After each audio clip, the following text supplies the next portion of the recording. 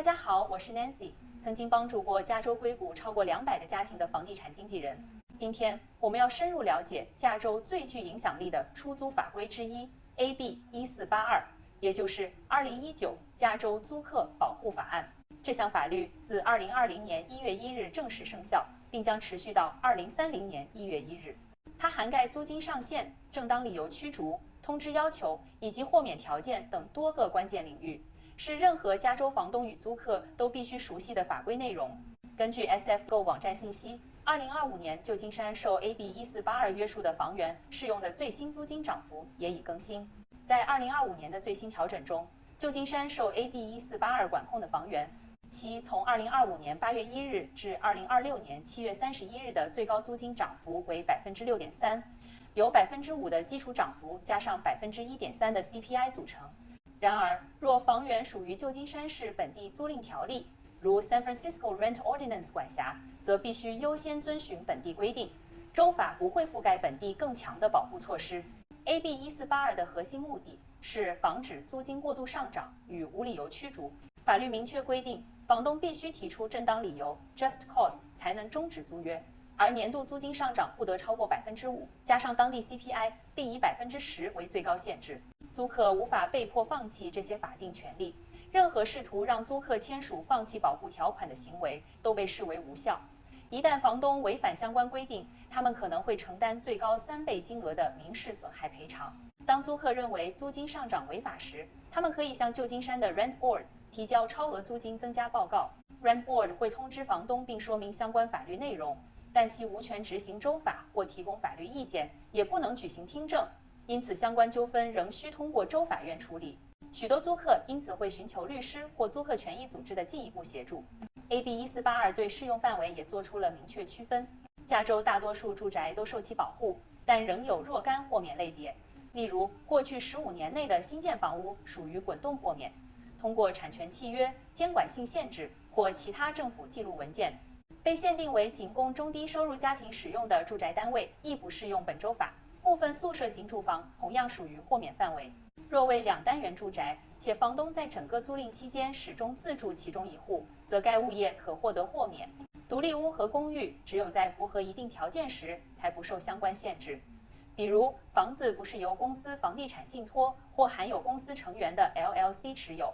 同时，房东已经按法律要求提前用书面形式告知租客，这个租约不适用相关限制。若未向租客提供特定的豁免通知，即使他本该豁免，也会被视为需遵守 AB 1482。需要注意的是，若同一地块存在多个住宅单位，或存在无法独立出售的附属住宅，如 in-law unit， 则不适用该独立屋豁免。在租金上涨规定方面， AB 1482要求房东在12个月内最多调整2次租金，并且2次的总和不能超过年度限制。CPI 的计算方式依据美国劳工统计局公布的区域指数，且依据租金生效日期选择不同年份数据。若2019年3月15日至2020年1月期间的涨幅超过州法标准，则自2020年起，租金必须恢复至合法水平，但房东无需退还租客之前误付的租金。在驱逐规定部分，法律要求租客连续居住满12个月，或至少其中一名租客居住满24个月后，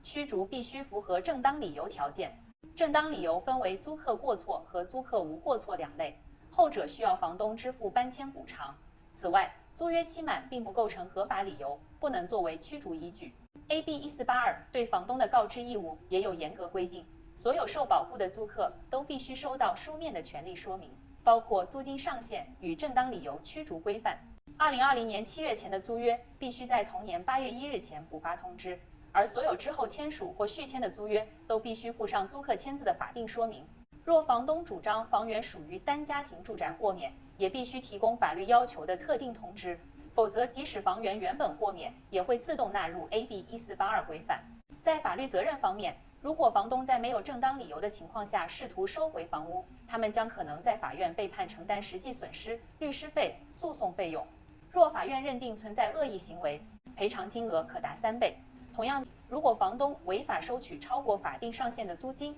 租客可要求退还超额部分，并进一步申请惩罚性赔偿。正当理由包含房东或直系亲属自住，大规模翻修或拆除、政府要求或房屋退出租房市场等。